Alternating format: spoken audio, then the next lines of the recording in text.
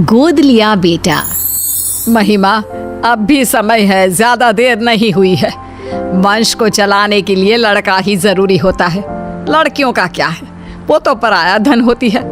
एक ना एक दिन फिर बुढ़ापे में कौन तुम्हारा सहारा बनेगा, कभी सोचा है तुमने? मम्मी जी, मैं आपकी बात समझ रही हूँ, लेकिन किसी दूसरे के बेटे को हम कैसे अपना लें भला? जिस किसी भी बच्चे को हम गोद लेंगे उसकी रगों में तो किसी दूसरे का ही खून होगा ना, और मैं दूसरे के बच्चे को पाल नहीं सकती। हाँ माँ, महिमा ठीक कह रही है। वैसे भी दृष्टि अब 8 साल की हो चुकी है, सब समझने लगी है वो भी। अगर हम बच्चा गोद ले भी लेते हैं तो हो सकता है कि कल को वो भी उस बच्चे को एक्सेप्ट ना कर पाए। अरे वो सब तुम समय पर छोड़ दो, समय के साथ साथ उसे भी सब समझ में आ जाएगा। वसुंधरा अपनी बेटे बहू को रोजाना यही बात बोलती, जिसे गिरीश और महिमा नजरअंदाज करते रहते।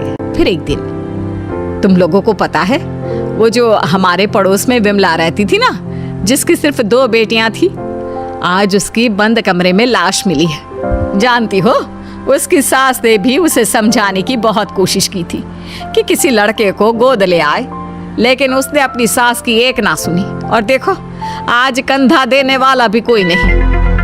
वसुंधरा की इन बातों का गिरीश और महिमा पर इतना ज्यादा असर पड़ता है कि वो तुरंत ही बच्चे को गोद लेने का फैसला कर लेते हैं। तकरीबन 3 घंटे की प्रक्रिया के बाद गिरीश 6 साल के हर्ष को संग लेकर घर पहुंचता है। आप यही चाहती थी ना माँ कि हम एक लड़के को गोद ले आए? तो देखिए, ये रहा हमारा हर्ष। ये तो तुमने बहुत अच्छा किया बेटा। अब एक काम करते हैं, कल कुछ पंडितों को बुलाकर इसका शुद्धिकरण करा देते हैं। शुद्धिकरण? ये क्या होता है? अरे बेटा, अभी तेरी रगों में किसी और का खून है, जिसके बारे में हमें कोई खोज खबर भी नहीं है, इसीलिए तू अशुद्ध है। कल जब तेरा शुद्धिकरण हो जाएगा तब तो इस घर का वारिस बन जाएगा। तो क्या कल आप इंजेक्शन लगाकर मेरे शरीर से खून निकाल लेंगे? अरे ना ना बेटा, ऐसा कुछ नहीं होगा। हाँ, मुझे पता है ऐसा ही होगा।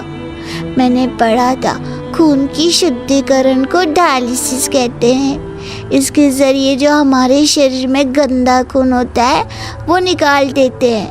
आप लोग भी कल मेरे साथ यही करोगे ना? हर्ष के मुंह से इतनी छोटी सी उम्र में इतनी बड़ी बड़ी बातें सुनकर सभी दंग रह जाते हैं। आप कहाँ से लाए हो इस बच्चे को जो इस उम्र में इतनी बड़ी बड़ी बातें कर रहा है? कहा था ना कोई मासूम सा बच्चा लाना। महिमा, यह अभी सिर्फ 6 साल का है।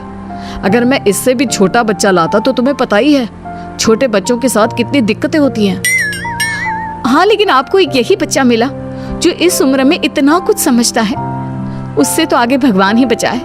मैं दृष्टि के पास जा रही हूँ, आप संभालिए इस शैतान को। अगले दिन पंडित को बुलाकर शुद्धिकरण की पूजा भी करा दी जाती है, लेकिन उसके बाद भी घर का कोई भी सदस्य उसे अपना नहीं पाता। वो घर में सजावट के लिए पड़ी किसी चीज की तरह था। इसी तरह 1 साल बीत जाता है। समय के साथ साथ हर्ष को भी अपनी और सौतेली में फर्क समझ आ जाता है। अब दृष्टि 9 की और हर्ष 7 साल का हो चुका होता है। दृष्टि बेटा, मैंने तुम्हारे लिए एक साइकिल खरीदी है। अब तुम्हें स्कूल बस से जाने की कोई जरूरत नहीं है। थैंक यू पापा। पापा, मेरे लिए भी आप एक साइकिल खरीद लीजिए। स्कूल बहुत दूर है, मैं आने जाने में थक जाता हूँ। अगर स्कूल इतना ही दूर है तो कल से जाने की कोई जरूरत नहीं है, घर पर बैठ जा। मेरे पास इतने पैसे नहीं कि अब तुझे भी साइकिल खरीद कर दे सकूं। हर्ष मुंह लटकाकर वहां से चला जाता है। तुम लोग क्यों उसे अपना नहीं पा रहे हो? आखिर कब तक ऐसे ही उसके साथ सौतेलापन का व्यवहार करते रहोगे? दृष्टि की तरह अब वो भी तुम लोगों का बेटा है। बुढ़ापे में वही तुम्हारा सहारा बनेगा। माँ प्लीज, आपके कारण ही हम इस लावारिस को उठाकर घर लाए हैं। इससे आगे हम और कुछ नहीं कर सकते। ऐसे तो तुम उसकी जिंदगी बर्बाद कर रहे हो बेटा। अगर आपको ऐसा ही लगता है तो छोड़ आइए इसे वहीं जहां से ये आया था।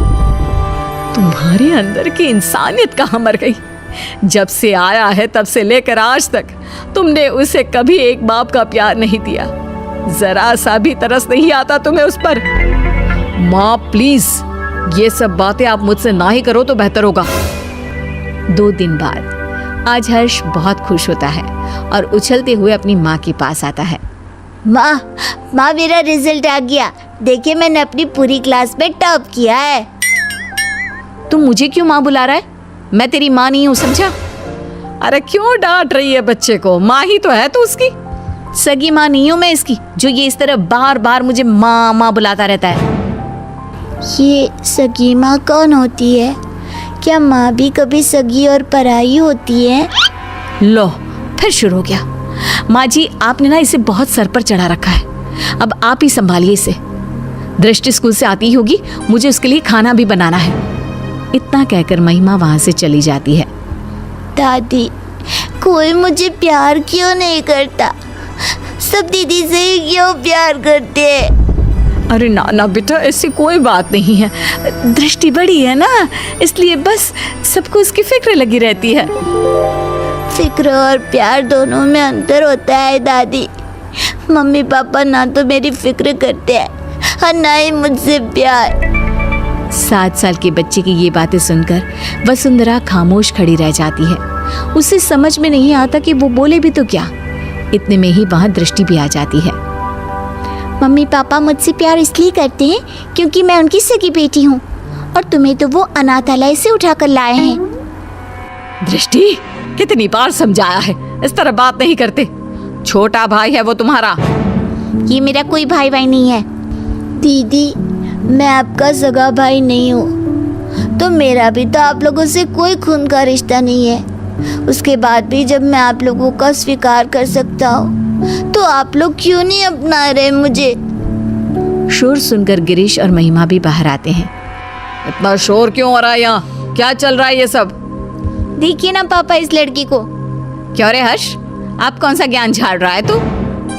मैंने तो बस छोटा सा सवाल ही पूछा था दीदी से। अगर उनके लिए मैं कोई गैर हूँ, तो आप कौन से मेरे सगे हैं? उसके बाद भी जब मैं आपको अपने जन्मदाता की जगह दे सकता हूँ, तो आप लोग ऐसा क्यों नहीं कर सकते? हर्ष के इन सवालों से पूरे घर में सन्नाटा छा जाता है। वसुंधरा अपने आंसू पोंछते हुए गिरीश और महिमा से सवाल करती है। अब क्यों चुप हो तुम लोग? जवाब दो ना इस बच्चे के सवाल का। हर्ष के सवालों का किसी के पास कोई जवाब नहीं होता। गिरीश और महिमा बिना कुछ बोले अपने रूम की तरफ चले जाते हैं। ये लड़का तो जरूरत से ज्यादा ही तेज है। कहीं हमने इसे गोद लेकर कोई गलती तो नहीं कर दी? अगर ऐसा ही रहा तब तो ये हमारी बेटी का हक छीन लेगा और पूरी प्रॉपर्टी हड़प लेगा। तुम सही बोल रही हो महिमा। हमें जल्दी से इस लड़के का कुछ करना होगा। ये हमारी बेटी के लिए खतरा हो सकता है। अगले दिन, हर्ष बेटा कहाँ हो? चलो आज हम तुम्हें कहीं बाहर घुमाने ले चलते हैं। सच में माँ, हम घूमने जा रहे हैं? हाँ बेटा, अब जल्दी से तैयार होकर आ जाओ। हर्ष भागते हुए अपने रूम में तैयार होने जाता है। थोड़ी देर बाद वो तैयार होकर बाहर आता है, जहाँ गिरीश और महिमा उसका इंतजार कर रहे होते हैं। मम्मी पापा, हम कहाँ जा रहे हैं? आज हम तुम्हें मेला दिखाने के लिए लेकर जा रहे हैं। कल तुम्हारे सवालों ने हमारी आंखें खोल दी, इसलिए अब हम तुम्हें अपने सगे बेटे जितना ही प्यार देंगे। हर्ष ये सब सुनकर बेहद खुश हो जाता है। उसे लगने लगता है कि अब उसके बुरे दिन जा चुके हैं, लेकिन उसे कहाँ पता था कि उसकी किस्मत में आखिर आगे क्या लिखा है। वे सब मेले में पहुंच जाते हैं। हर्ष बेटा, झूला झूलोगे? हाँ मम्मा, मुझे झूला झूलना बहुत पसंद है। ठीक है, तुम जाकर झूला झूल लो, हम लोग तुम्हारा यही इंतजार करते हैं। हर्ष चला जाता है। यही अच्छा समय है, अब हम घर चलते हैं। इसका काम तो हो गया। सही कहा तुमने। मेला घर से इतना दूर है कि ये वापस लौटकर कभी नहीं आ पाएगा। गिरीश और महिमा वहां से चले जाते हैं। हर्ष जब वापस लौटता है तो उसे वहां कोई नजर नहीं आता। वो पागलों की तरह अपने परिवार वालों को ढूंढता है। कुछ घंटे ढूंढने के बाद जब उसे कोई नहीं मिलता तो उसे सब समझ आ जाता है। अब वो करता भी तो क्या? न घर का पता मालूम था, ना ही कोई फोन नंबर। थक हार कर वो वहीं बैठ जाता है। तुम दोनों तो हर्ष को मेले पर लेकर गए थे ना, इतनी जल्दी वापस आ गए? और हर्ष कहाँ है? कहीं नजर नहीं आ रहा। माँ, वो अपने पुराने दोस्तों से मिलने की बहुत जिद कर रहा था, तो हम उसे अनाथ आश्रम छोड़कर आ गए हैं। कुछ दिन के बाद आ जाएगा, आप परेशान ना हो। वसुंधरा को दाल में कुछ गड़बड़ लगती है, लेकिन वो कुछ नहीं कहती और सीधे अपने रूम में चली जाती है। महिमा, माँ को इसके बारे में कुछ पता नहीं चलना चाहिए। महिमा सिर हिलाकर हाँ कहती है। एक हफ्ता बीत जाने के बाद भी जब हर्ष वापस नहीं आता, तब वसुंधरा अपना फ़ोन उठाकर हर्ष के दोस्तों को फ़ोन करती है, जिससे उसे पता चलता है कि हर्ष तो कभी अनाथ आश्रम गया ही नहीं था। गुस्से से आग बबूला होकर वसुंधरा गिरीश और महिमा के कमरे में जाती है। हर्ष तो अनाथ आश्रम गया ही नहीं, फिर तुम लोगों ने मुझसे झूठ क्यों बोला? कहाँ है मेरा पोता, बताओ मुझे। माँ जी, वो आपका पोता नहीं है। मुझे सिखाने की जरूरत नहीं है, जितना पूछा है सिर्फ उतना ही जवाब दो। माँ, वो हम लोग हर्ष को उस दिन मेले में ही छोड़कर आ गए थे। हमें नहीं पता कि अभी वो कहाँ है। क्या? उस छोटे से बच्चे को तुम मेले में ही छोड़कर आ गए, ये जानते हुए भी कि वो अभी सिर्फ 7 साल का है। न जाने किस हाल में होगा वो मासूम। तो और क्या करते मम्मी जी, उसका ठेका थोड़ी ना ले रखा है हमने। हम क्यों भला किसी और के बेटे के लिए अपनी बेटी का हक मारे। इस घर, परिवार और हमारे प्यार पर सिर्फ दृष्टि का हक है। अगर ऐसी ही बात है तो मैं तुम्हें याद दिला देती हूँ कि तुम भी कोई मेरे सगे बेटे नहीं हो। ऐसे ही किसी अनाथ आश्रम से मैं तुझे लेकर आई थी। अगर उस समय मैं भी यही करती तो आज तुम भी दर दर की ठोकरें खा रहे होते। मैं नहीं जानती थी कि तुम दोनों की सोच इतनी छोटी भी हो सकती है। वसुंधरा की बातों से दोनों का सिर शर्म से नीचे झुक जाता है। उन्हें अपनी गलती का एहसास तो हो चुका होता है, लेकिन अब शायद बहुत देर हो चुकी होती है। दोनों हर्ष को ढूंढते हुए उसी मेले की तरफ पहुंच जाते हैं, लेकिन वहां उन्हें सिवाय सन्नाटे के कुछ नजर नहीं आता। अगले दिन गिरीश और महिमा फिर से उसी मेले में हर्ष को ढूंढने जाते हैं। क्या हुआ साहब, किसी को ढूंढ रहे हो क्या? कुछ दिन पहले हमारे साथ एक बच्चा आया था ना, जिसने झूला भी झूला था। आपने उसके बाद से कहीं देखा उसे? नहीं, उसके बाद मैंने उसे देखा तो नहीं, लेकिन उस दिन बहुत रो रहा था बेचारा। रात तक यहीं बैठकर रोता रहा, फिर अचानक न जाने कहाँ गायब हो गया। गिरीश और महिमा आगे बढ़ते हुए फिर किसी से पूछते हैं।